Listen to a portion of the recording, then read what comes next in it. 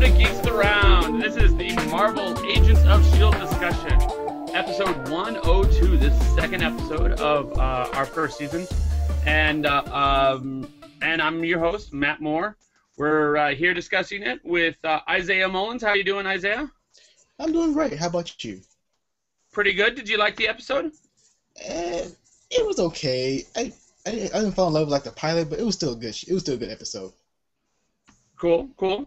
And we are also here with Charles Whedon. How are we doing, Charles? Oh, I'm doing just fine. And how did you like the episode on a scale of 1 to 5? On 5 being best, 1 being worst. Yes, that's generally how it works. Okay. I would probably give it about 3.5. Okay. Yeah. Okay. I'm the same way. Yeah.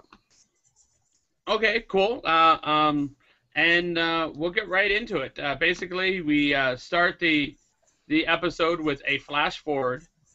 We have a flash forward to basically 3/4 into the episode, where Coulson is all like, "It's blue skies," and then like he's exploded out the door. and that's how they start the episode. Mm-hmm.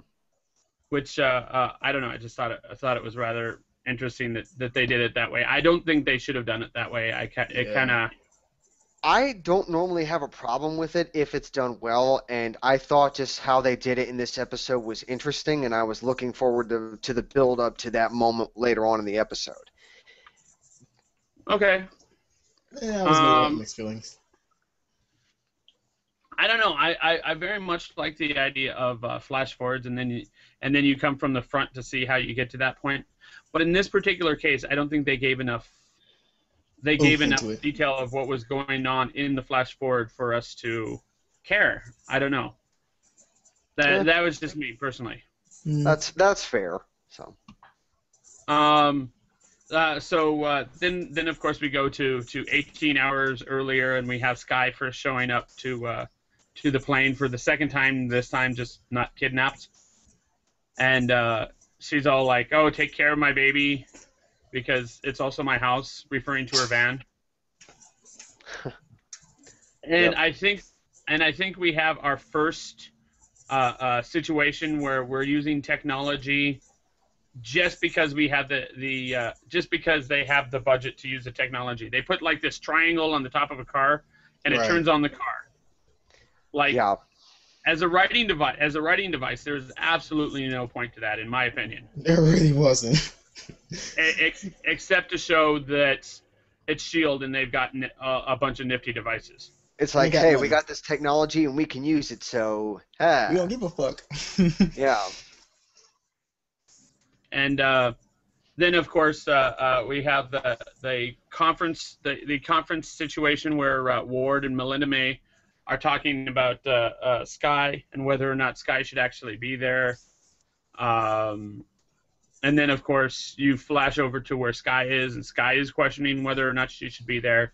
And that's one of the two main things that are going on in this episode is whether or not this woman who has absolutely no experience with anything S.H.I.E.L.D. related should be involved with this S.H.I.E.L.D. team. Right. Do you think that's fair? Yeah, and that's one of the parts that made the episode a little bit boring, because they kept questioning that. I mean, it's okay to question it all, but don't let it drag on for like the whole episode. Like, should we trust her? Should we trust her? Like, oh my god, dudes, go into a different subject or something. Mm-hmm. I'm just, this is dragging out way too long in my book. What about you, Charles? Yeah, I pretty much agree with Isaiah on that one. I thought it was a bit boring. Okay. Well, that's just it. Is we kind of had to have that conversation. We kind of had to. It would have been something that we would have gotten angry at later if that conversation did not happen. If she just seamlessly became a part of the team, right?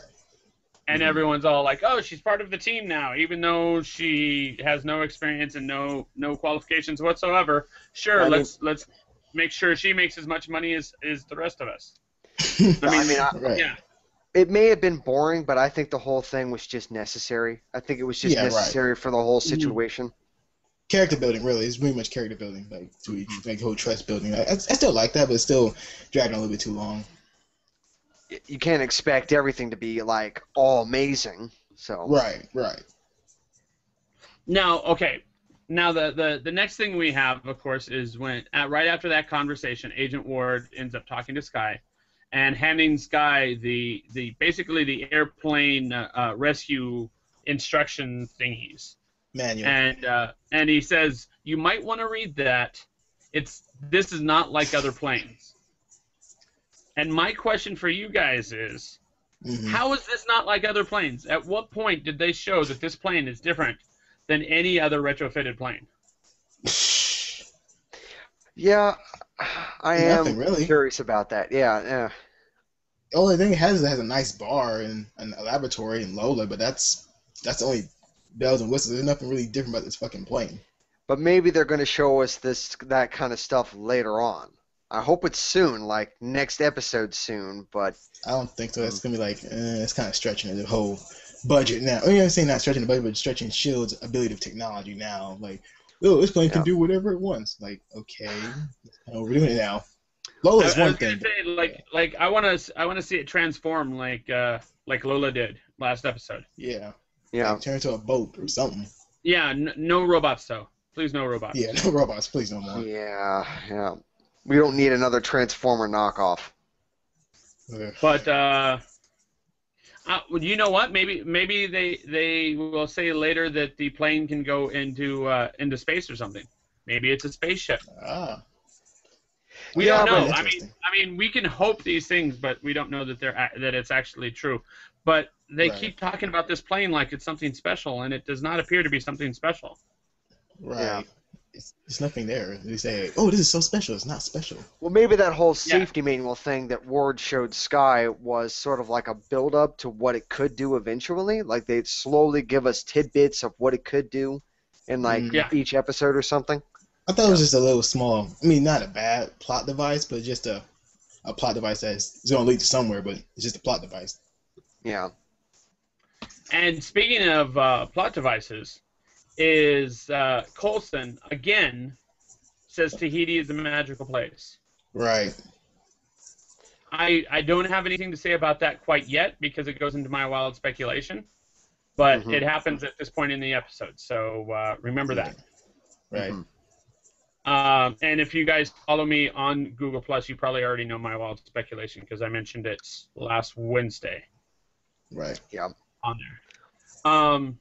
But then, we see that Coulson cares enough for the plane that he makes Sky use a coaster, which I thought was pretty funny. Yeah. That ends up coming up again later with a conversation he has with his boss. That's all I'm going to say until we get to that conversation. Yep.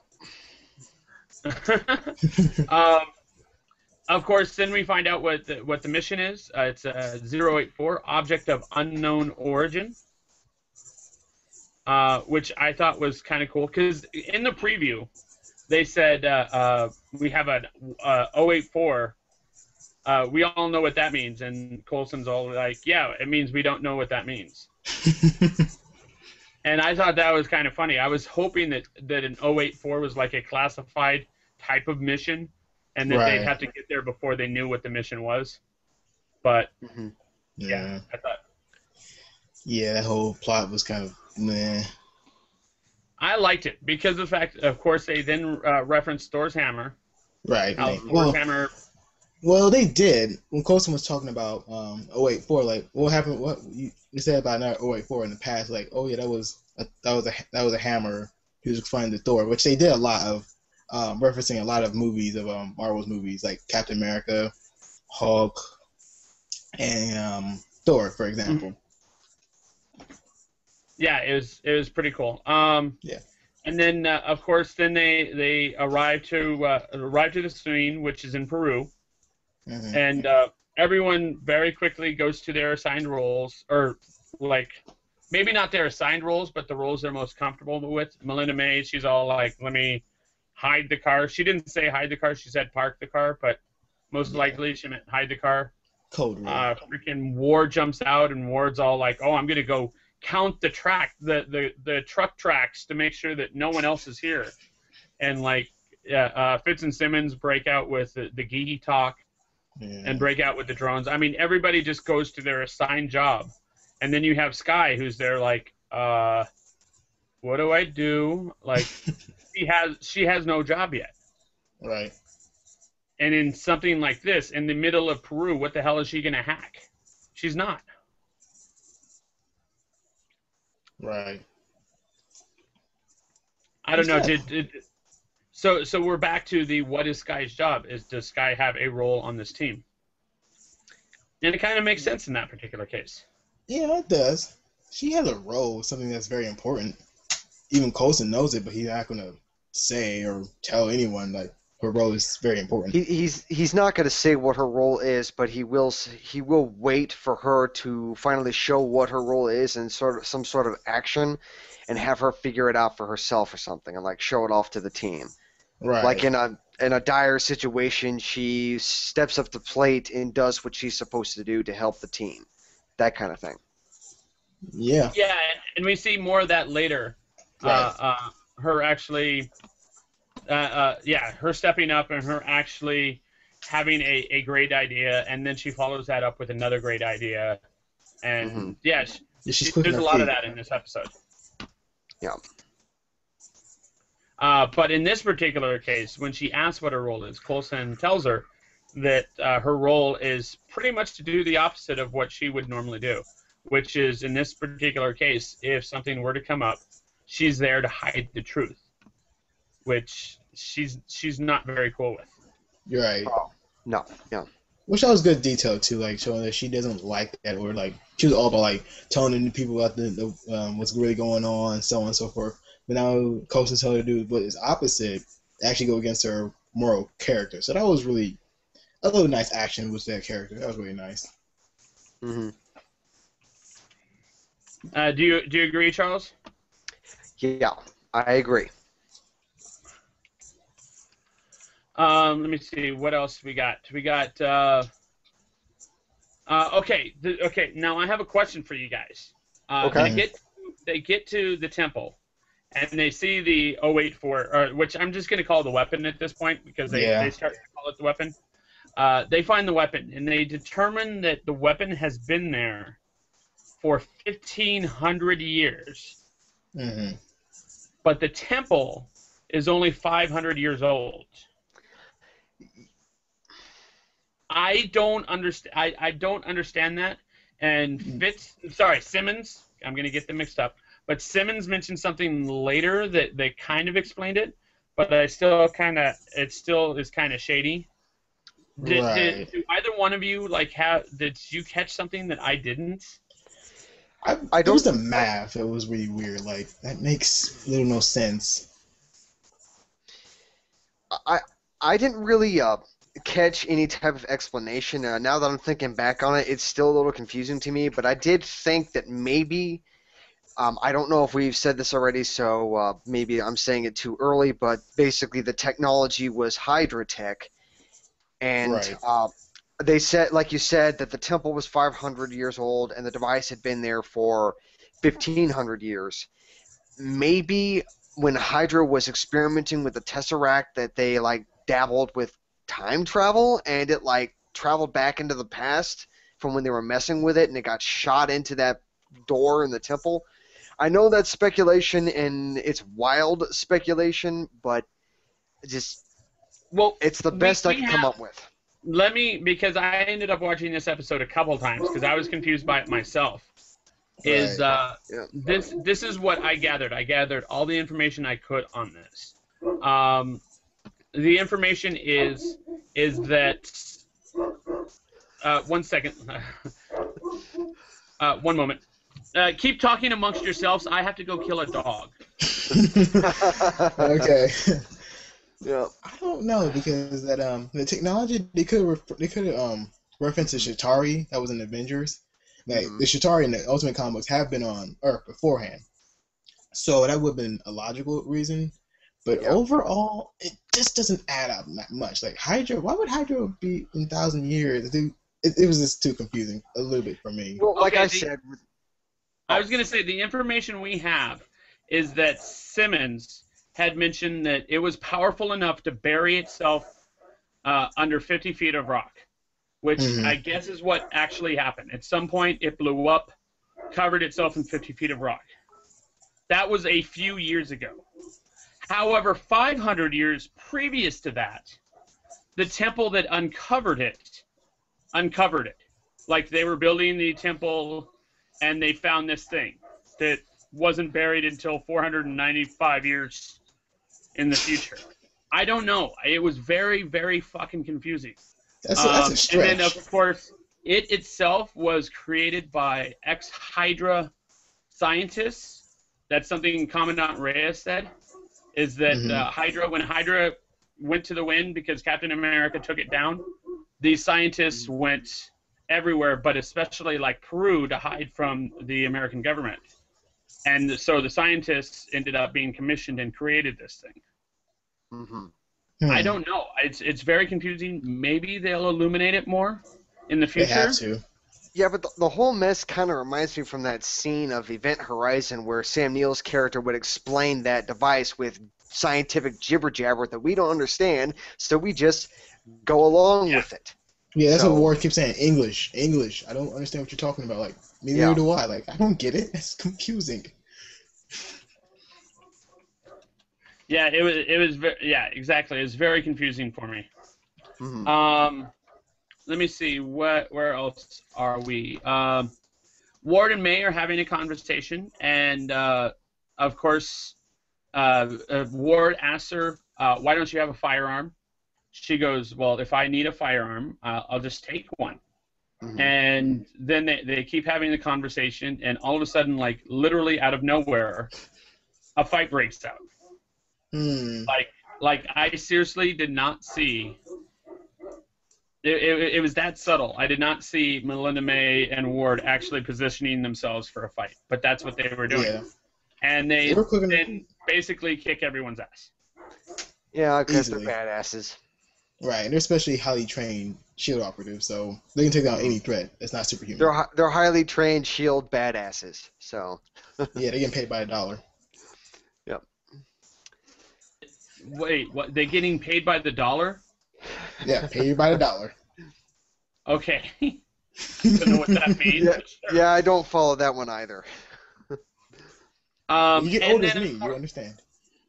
And then, of course, after they finish that first skirmish, to prove her point, she not only has taken a gun, but she's taken two before they end up getting surrounded, which I found very, very amusing. Agreed.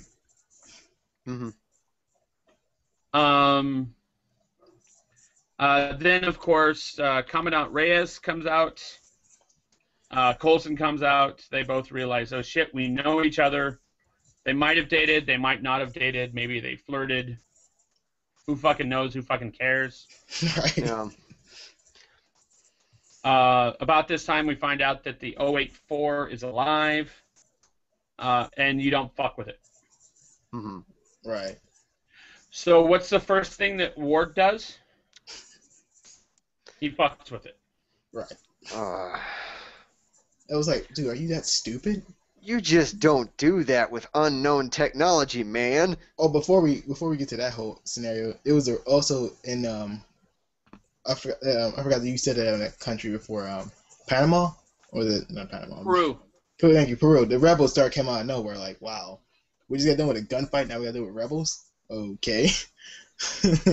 That's why that whole scenario of war again, that machine, well, the weapon really. And it was like, wow, because that plot line about the rebels was on for about a brief second, and then we went to something else. Wasn't that noticeable, really? Yeah, the rebels weren't in it, but I don't think the rebels were the primary focus of the episode.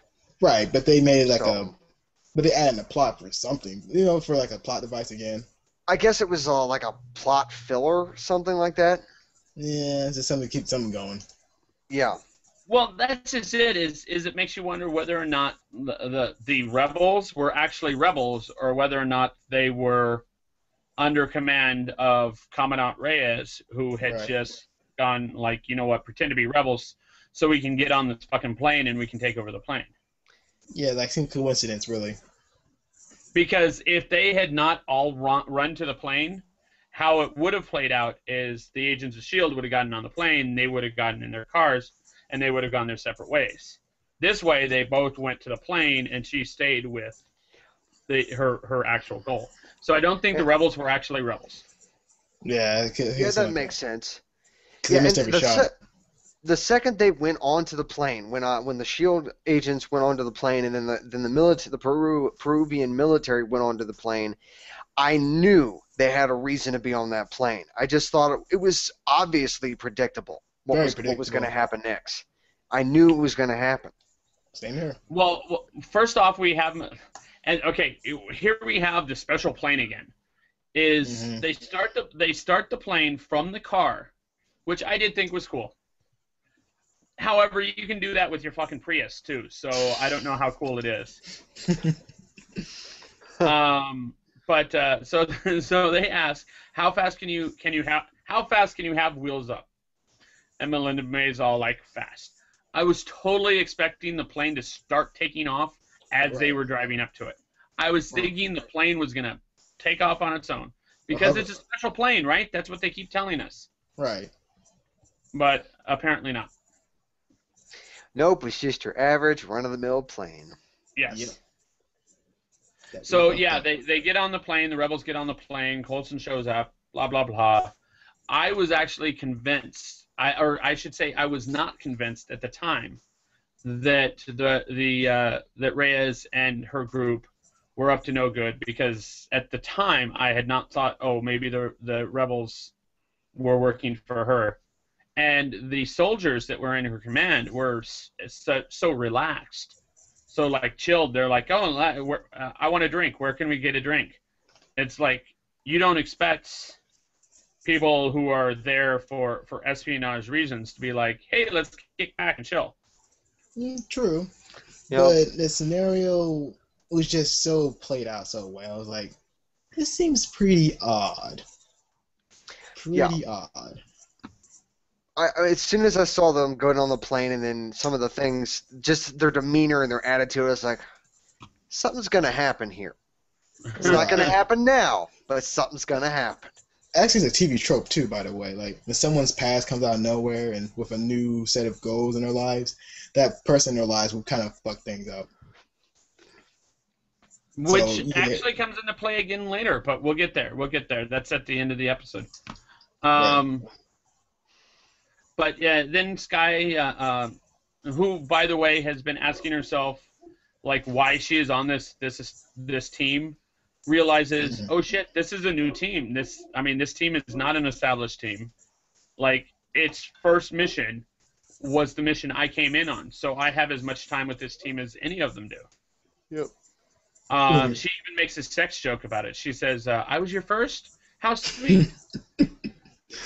And then they start arguing too. I like the argument a little bit. I mean, I like the argument in this one. It was very funny, but annoying. But it was very funny because they were going back and forth with the 084 weapons, like blah blah blah blah blah blah blah. Then Coulson comes in and tells them to settle down, like, you good at this, you're good at that, you're good at that.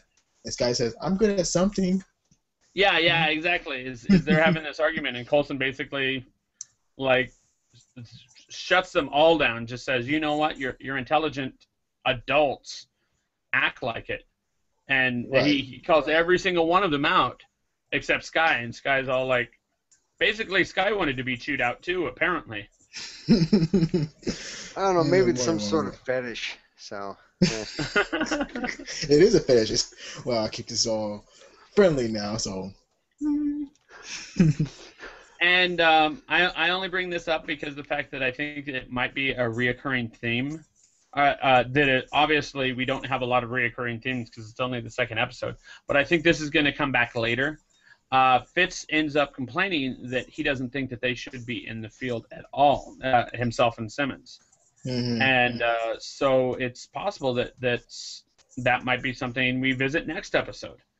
We're probably going to visit it soon because the first few episodes of the show are obviously going to be establishing these facts, establishing these characters as much as possible. Yeah, it's in there to flush them out because we still know little nothing about them, so we still need more and more. I predict Sorry, go on. Go ahead.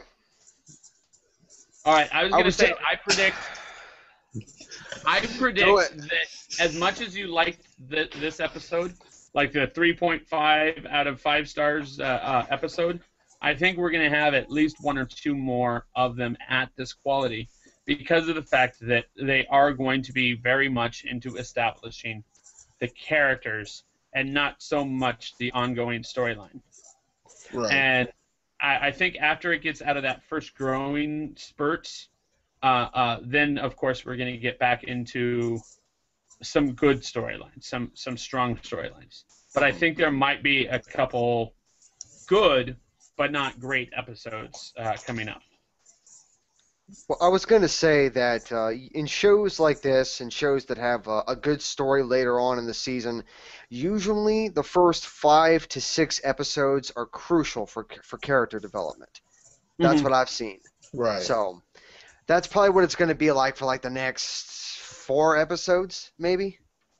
It's going to be character development. Yeah. And I'm calling it. I'm calling it right now that later in the season, I think that they're going to have an episode that is solely dedicated to one character. It's going to be like a character episode, kind of like in the episode of Breaking Bad, which involved The Fly, where it was only Walter White in the whole episode. So it was basically an episode about him and that fly. So, yeah. And that's, let me see. Guy then, of course, does something that no one else on the team has done, at least while still in the team, and she actually tries to make peace with another team member. She shows up to Agent Ward, and she's got a bottle in her hand, and she's all like, "Let's talk this out," and they do, and they talk it out pretty well. Basically, she explains her viewpoint and explains that she doesn't advocate violence because she was advocating for the rebels before. She doesn't advocate violence, but she does advocate for basically for their cause, if that makes sense. Yeah. And then of course Agent Ward, he's with that. He's cool with that. And then he very briefly advocates for himself by saying, you know what, I'm not used to this whole team thing. I'm supposed to be, like, I could have fixed this by myself. I could have done this by myself. And so, like, this team thing, for me, I'm not used to it. And so my question is with these two people starting to see each other's viewpoints in this way, do you think these two will be dating by the end of the first season? Yes. I would say no. I think a relationship developing between Ward and Skye is just too obvious. I mean, I think it's so obvious and so cliche that I think the smart thing for Joss Whedon to do is to avoid it completely. Yeah, but you have the other fan base that might say, "Ooh, this might be a nice couple." So It's just ever since the first episode where they were doing the whole interrogation thing with like the truth serum, and Skye opened up her coat and showed off her blouse and showed some cleavage, I was like, God damn it, please no. I can understand if they do it. I mean, it is, in my opinion, it is the obvious choice. It is something that's just so obvious, so cliche, but if they do end up doing it, it's not going to kill the show for me. It's not going to kill it for me, but it's going to happen. We'll just wait and see if it does happen. And then, of course, we have the next scene has Commandant Reyes straight out just like closing the door and being overtly sexual with Coulson. And Coulson, who had absolutely no idea up until that point right there, all of a sudden knows what's going to happen for the next half hour. Like, He absolutely knows everything. I mean, maybe not at that point, but from that point in the show, he knows everything else that's going to happen for the rest of the show. At that point, he's all like, oh, okay, you're going to try and take over the plane. Oh, okay, that means Agent Ward, who is in this room, has to get to Melinda May, and he's got about 20 seconds to do it. Okay, it's going to happen. He was wrong, because Agent Ward wasn't able to do it because basically there are too many people for him to fight. But he knew that fight was happening before it actually happened. Yeah. Yeah, because specialist skills kicked in. Yeah, when Ward looked at the soldiers drinks, it was not they didn't drink one sip of it. Like, yeah, something about to go down. Yeah, exactly. Like, yeah. And of course, did either one of you actually count down the seconds after he says Agent Ward has 20 seconds to do this? No. Honestly, that's just me. No, it was just you. I didn't count because I was enjoying the fight scenes, which were really good. Well, I was too lazy to count. If you give me a countdown, I'm going to count it. It's just how it is. Then, of course, Coulson is betrayed. Fitz is a hostage. Sky is a hostage. And then commercial break, come back, Coulson's being beaten, everyone's tied up in the cargo hold. Coulson is like punched upside the head, and he's all like, "Yeah, whatever." Right. Because he's a badass. He's not like, "Ow, that fucking hurt." Spitting he's been through this a lot of he's times. just like, "Okay, what's next?" Yeah, his dude already died beforehand. Like, yeah, exactly. And speaking of kicking ass, that's when in the cargo hold, Sky mentions that Melinda May kicks all sorts of ass, and Fitz and Timmons are like, "Nuh-uh." They call it a carrier. And Ward's all like, "Uh-huh." That's a quote, by the way. I know, I'm just kidding. That's a quote.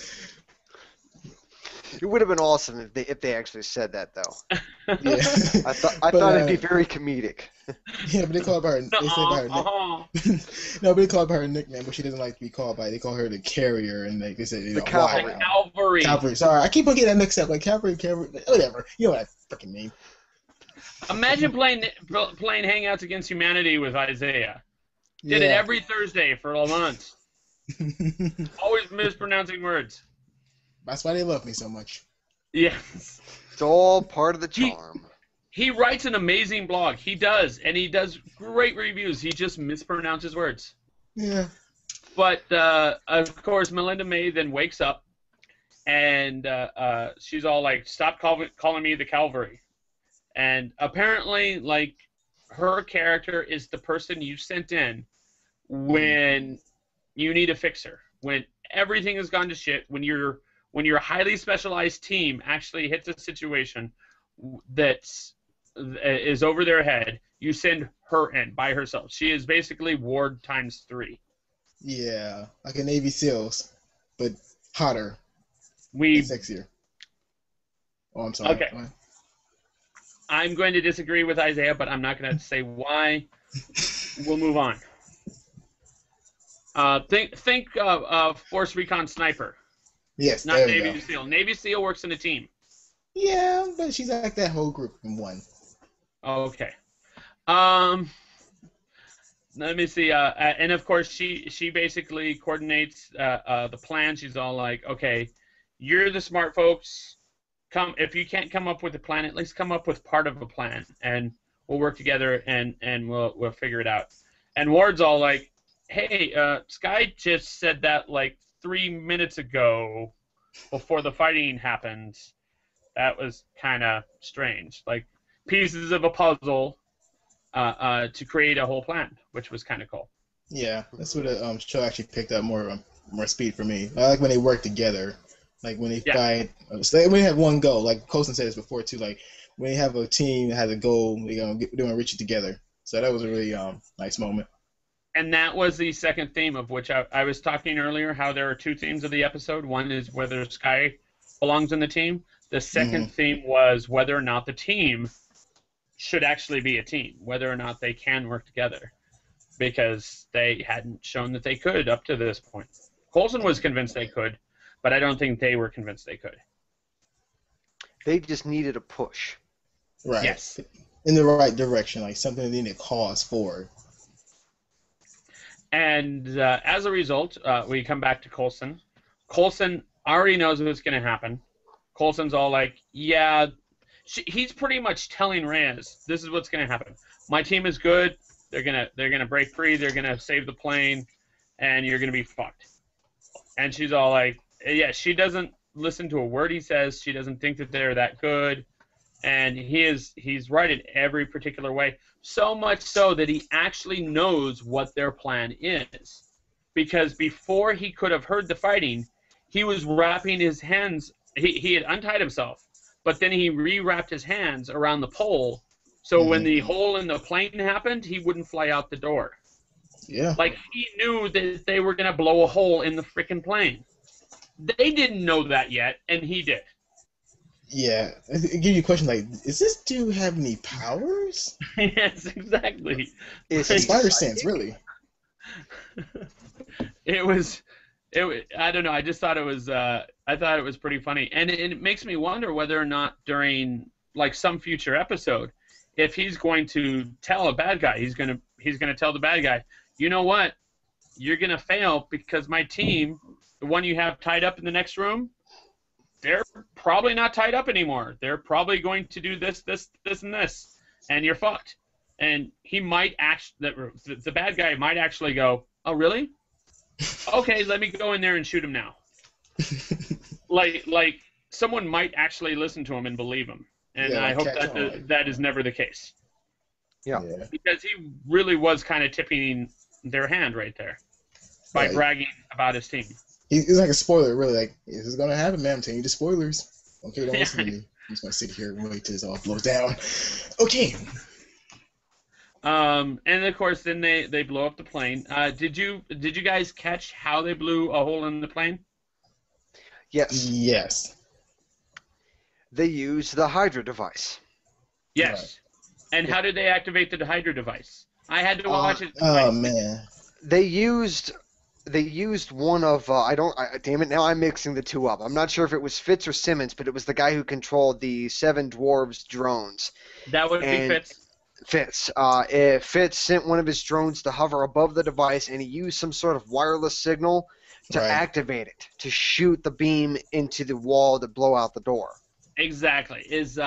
Earlier he had mentioned when he was talking about should we be in the field, he mentioned that he was surprised that one of his drones hadn't activated the weapon previously. So what he did is he just on purpose used one of his drones to activate the device. So like an Ultron. I had to watch it twice to get that. But yeah, eventually I got it. Yeah.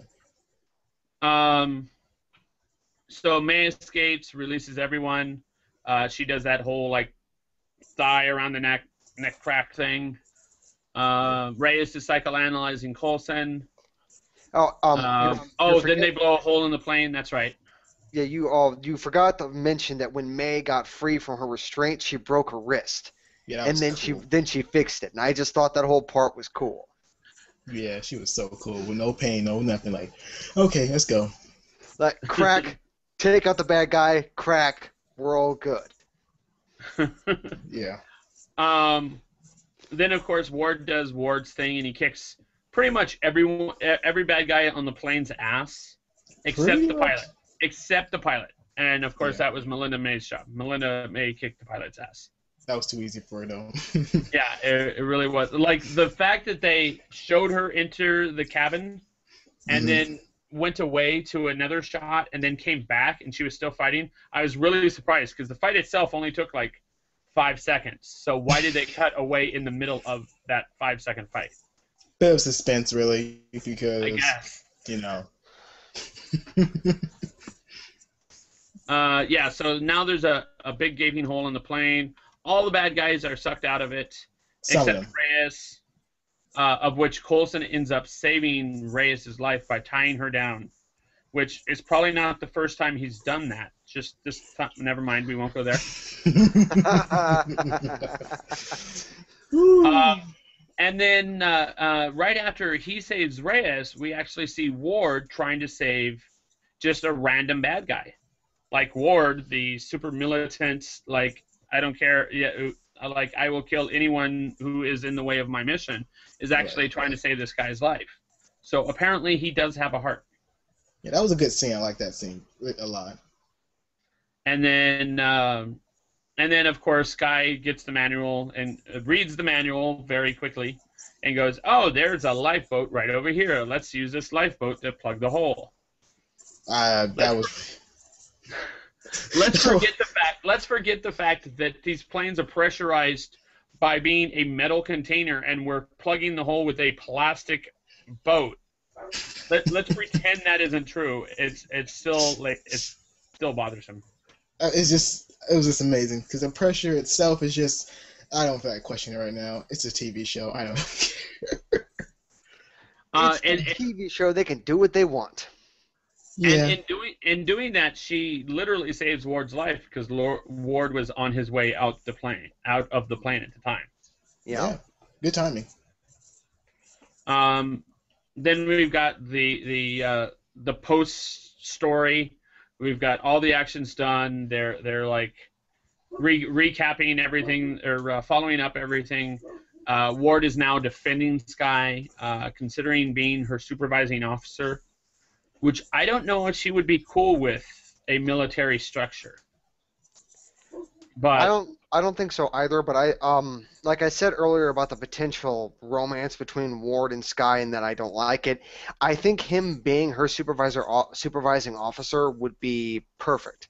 It'd be a perfect fit. Just because even though they do have issues with each other right now, there is something of a chemistry between the two of them, and I'm sure they'd work well together, which is probably why you guys think that a romance might happen. Yeah, because the chemistry is not bad by all means. It's just that it's just bound to happen in that mentoring role. Mm-hmm. No, but else down.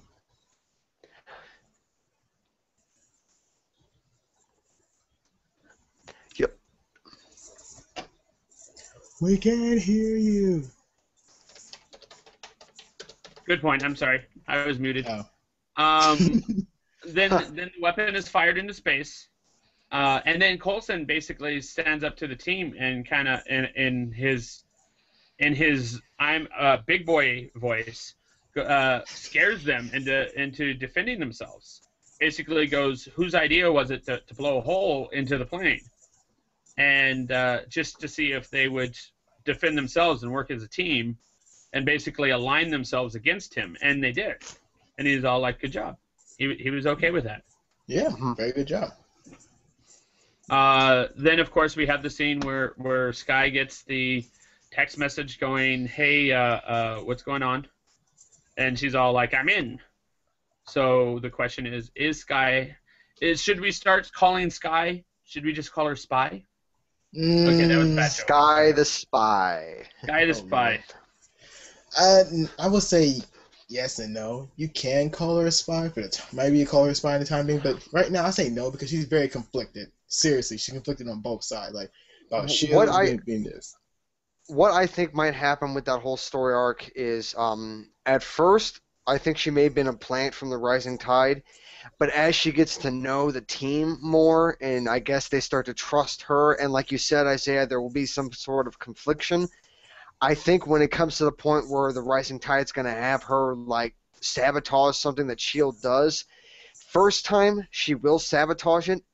Then there's going to be a whole issue between her and the team, and she's going to try to earn their trust again. And then there's going to be another opportunity to sabotage it, and she's going to not do it. She's going to try to protect S.H.I.E.L.D. Pretty much, yeah. Yeah, I think that's how it's going to play out. Right. Well, I don't know.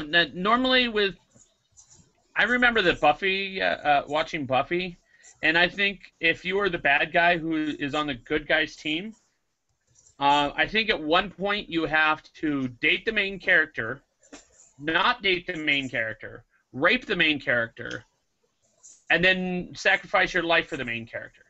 Sorry, if you guys don't know what I'm talking about Spike. Yeah, I know what you mean, Spike. I know. Yeah, yes, I know. We know Buffy. Oh, Spike. Yeah. I gotta watch that show again. It is a weekend show, so it just might happen. I mean, seriously, I will be very surprised if by the end of the second season, someone has not died in some way or another. He'll probably whoever it is will probably come back, but someone's gonna die probably by the end of the second. But Josh Williams is good at that though. He's good at making characters betray one another behind their back. Exactly. He's good at that. Yeah. And if they make any character half as evil as, say, Angelus, that would be amazing. Yes. Yeah, same here. But that's just me. Oh, and I just have to mention, they actually had a Firefly shot in the show. Firefly had a very distinct long view shot of rooms. Right. What they did was when they filmed Firefly, they had basically the entirety of Serenity built as a set, so they could do these long scenes where they are filming from one side of the room, and you can see everything that's going on throughout the entire room. They actually had a scene shot just like that, except in Firefly, it was the main characters like huddled around a kitchen table, or joking around, or playing basketball. Like one time they were playing basketball with no rules. Like those scenes are shot in a very distinct style. They actually had one scene that was shot in that very same style, and I picked up on it because I've watched Firefly so many times. It's freaking pitiful. But in this particular case, though, it was Reyes's soldiers that were hanging out and relaxing and being basically a big family, which I thought was interesting. Yeah. Sorry, that was just me like noticing a small detail that reminded me Oh, of. fine. What else? Okay, so now we have the end credits, and then we have the after credits scene, which we have neglected to mention because we wanted to save it for the end, and that's where Nick Fury is there. Samuel Nick Jackson. fucking Fury. Yeah. On his motherfucking plane. Yes, exactly. Nick motherfucking Fury. He's bitching out Coulson. Coulson is defending his own team. Not a lot is actually said in this particular scene that I think is going to come back later, but it was still very cool to have Nick Fury on the episode. Right. Yes, And it was awesome. It was like role reversal too, by the way. Like how Coulson was jumping on his team, and now Nick Fury jumping on Coulson. Like it was like a role reversal right there. Like that was really nice. It was really funny too, by the way. Like wow, he really tuned him out. And the whole cameo appearance for Nick Fury was amazing. I thought it was great. It was hilarious. When I first saw it, I jumped off my couch and just screamed, "Nick Fury!" But I didn't see it coming. I didn't think that a character like Nick Fury would show up in the show. I thought he was just focused into the movies. So it was a nice surprise. They did tease it in one of the previews, but they didn't say specifically that he was going to be in the episode. But they had the eagle with the eye patch from the side, and that was part of the coming up next week thing. So a lot of people assumed that he was going to be there, and he was. It was great. Yeah. They said no fishbowl either. Yes, and that was actually, I think that might be more important. That particular dialogue might be more important than we think it is. The reason being is because I think it's the one storyline of significance in that whole exchange, because of the fact that if you were to give Fitz and Simmons free reign to do whatever they wanted to the plane, it would transform. It would, I mean, and probably into a robot. I mean, they would make it everything. And I think that they wanted to say in advance that Fitz and Simmons, specifically Fitz, does not have free reign to do whatever he wants to this plane. Yeah. I'm sure with enough time, Fitz could turn it into an invulnerable, like, airborne tank. He'd probably put the Iron Man armor on it. He'd probably put, like, the same metal that Iron Man's using on the freaking plane and have it be fueled by the arc reactor. I mean, why not? He's got access. Right. He's got access to that now. I mean, how many freaking Iron Man suits have been out there now? I think it's we're in the low hundreds, maybe. No, we're actually at either 42 or 52. I'm trying to remember the Iron Man movie, but I think it might be 42. Yeah, because Iron Man. Iron Man 3 had a lot Yeah, of suits. The Mark 42. There was a scene in Iron Man 3 where he was sitting on the couch, and it sort of did a close up to the shoulder Yeah, of the yeah. Iron Man suit, and it said Mark 42. So Yeah, yeah. so I think Right. there were a total of 42, unless Tony Stark did all the cleanup at the end of Iron Man 3, which is very doubtful. Mm-hmm. The U.S. government has all that technology. Not to Well, mention that they have the technology because they have Iron Patriot. yeah, it's the only suit that's not destroyed though. So yeah. So they probably very easily could go, you know what, this plane no longer needs fuel. We've got an arc reactor. Right. And Fitz would do that. Fitz would do that in a second. Mm-hmm. They're very smart. Geeks. They're very smart. They can pretty much make robots. They can pretty much make a fucking ship to anything else. Wait, not ship, but a plane. Okay, so now we get into wild speculation. Do either one of you have wild speculation? Yes, I do. Yeah, it's about Coulson though. I guess I'll go first. Like they mentioned, with the whole Hydra tech that they found, I am calling it right now. Now, I don't know if it's going to happen this season or if it's going to happen next season. But like I said in the discussion for the first episode, that Hydra has to show up at some point. I am expecting Baron Strucker to show up at some point. And I think Baron Strucker is going to be the current leader of Hydra, even though he was at one point in the comic books. I like that wild speculation to a point. I don't think that official Hydra is going to be in the show. I think possibly ex-Hydra or Hydra loyalists might be in the show. The reason being is because we still have the Captain America movies coming out. And if anyone's going to deal with that Hydra, it's Captain America. Yeah. And yeah, Hydra was always the enemy of Captain America, not specifically S.H.I.E.L.D. Yeah, so exactly. Right.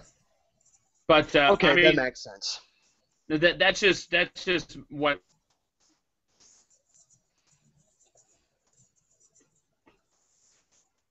Uh-oh.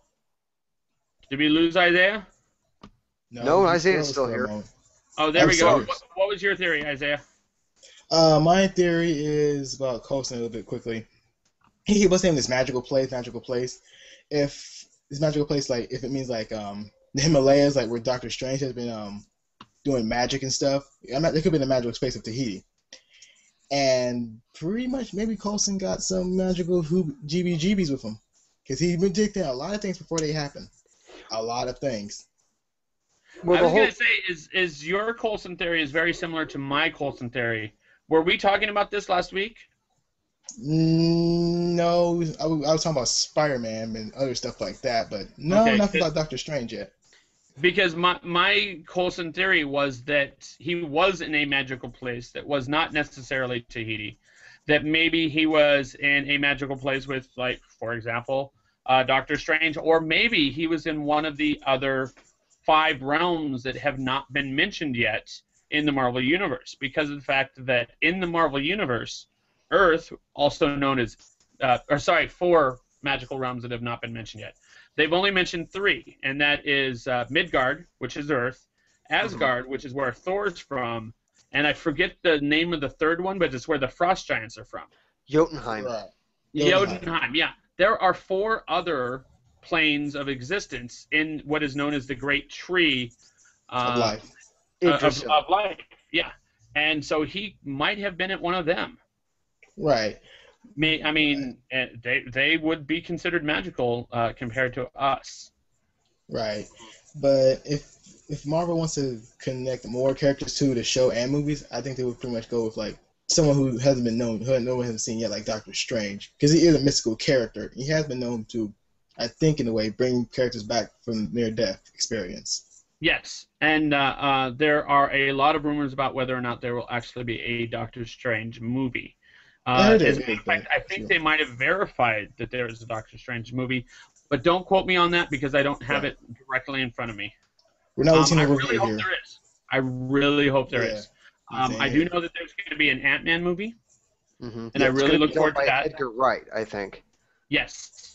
Yes, there's going to be more movies, like Black Panther. I hope a Black Panther, and Captain Marvel. I hope. that happens. Hope. Wait, They're thinking you about it. mean But Ms. Marvel?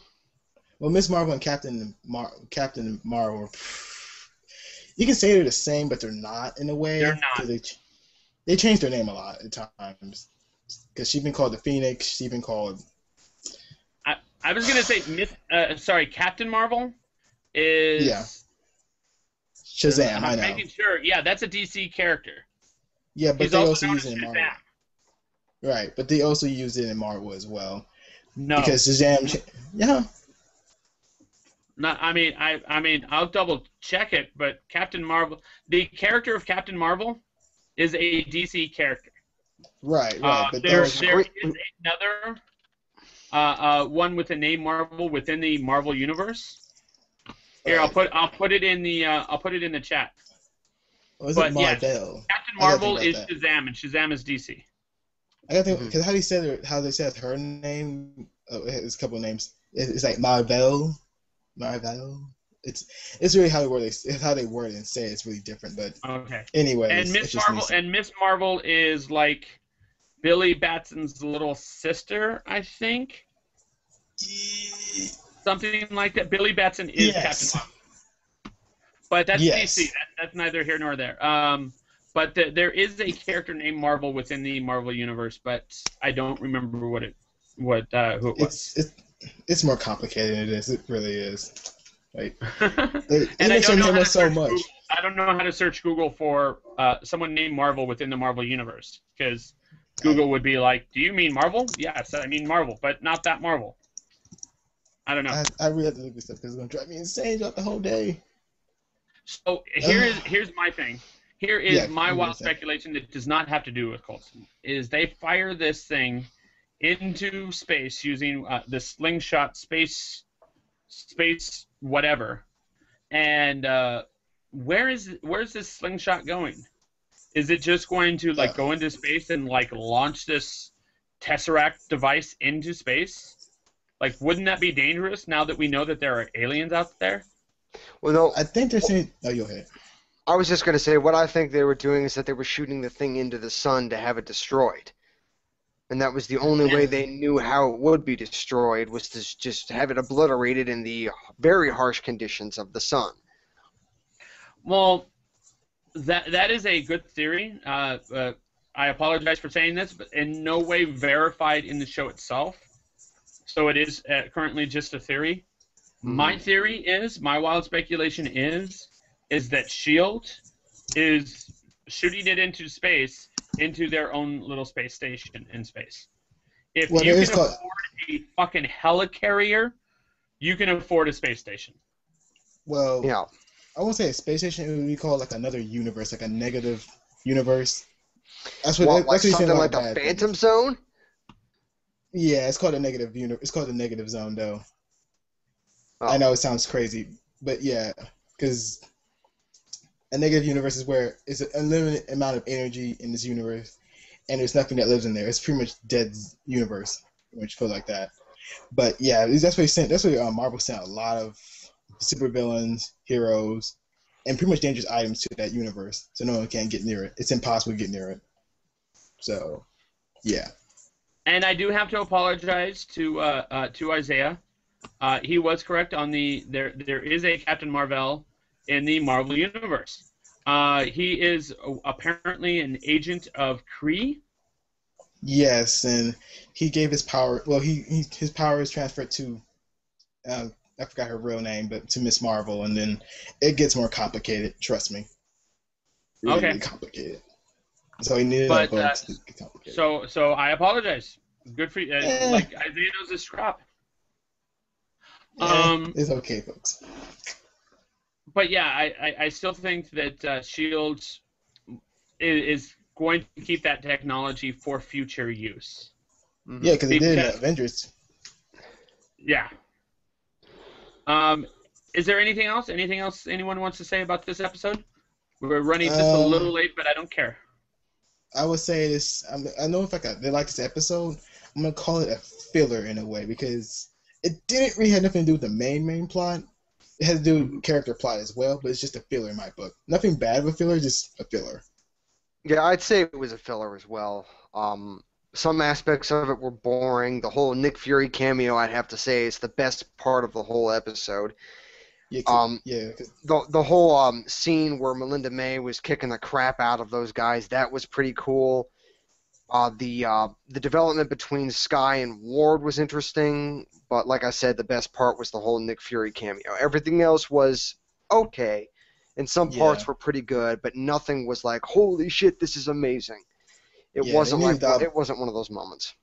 Yeah, I just want to point out. Sorry, I just wanted to point out to something you were saying, Charles.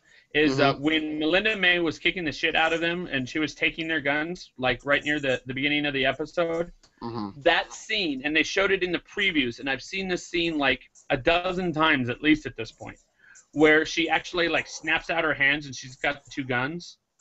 That scene was shot so precisely. It gives the impression that her hands are empty and all of a sudden guns appear in them. Like how they shoot that scene, they cut it in such a way, it's almost like she's got guns by magic. Like, you know what I'm talking about, right? When she just snaps down her hands and she's got the 2 guns. Like, it really gives the impression of, I'm not fucking kick-ass. Yeah, that was really, really cool. And then the whole scene where she broke her wrist to break out of the restraints and then kicked the crap out of him with her broken wrist and then snapped it back into place. Going like, I just kicked 2 guys' ass with a broken wrist. What about it? What have you done lately? I did almost have to work. I think that there is a possibility of 2 episodes, like you were talking earlier, where there are episodes about an individual person. I see that for both Melinda May and possibly Skye. I see an episode specifically where they're following around Skye, and then another one where they show Melinda May's background. Like that'll be a past episode. I mean, not like a flashback episode, but like where Melinda May's history comes to haunt her or some crap like that. Yeah, that's how episodes go. Yeah. But cool. Okay. Unless there's anything else, I'm gonna wrap up. Nope, nothing else. Good. All right. I want to thank everybody for watching this episode. This was episode 102 of Marvel Agents of S.H.I.E.L.D. Sorry, it's a pain in the ass to type. Oh my goodness. And type it anywhere. Check it out every Wednesday at 8 p.m. Pacific time for this discussion. If you want to join into this discussion, you can message me. I'm Matt Moore, moderator at Geeks of the Round. You can watch this episode again at youtube.com/Geeks of the Round. You can follow me at YouTube/NOBODEY. You can follow the executive producer, Deanna Jackson, at youtube.com/Evo Anubis or Evo Anubis 1. I don't have it in front of me. I shouldn't have brought it up if I didn't know for sure. Just Evo Anubis. Okay. Yeah, there isn't a one. See? And what else? We've got a couple other hangouts coming up. We're doing a Blacklist hangout. We're going to be doing an American Horror Story Coven hangout. So we got a lot of great stuff coming up. Don't be a Walking Dead. So check it out. Either one of you want to pimp anything out? Not right now, no. Not for the time being. All right. Well, thanks for watching, and have a great week. Peace.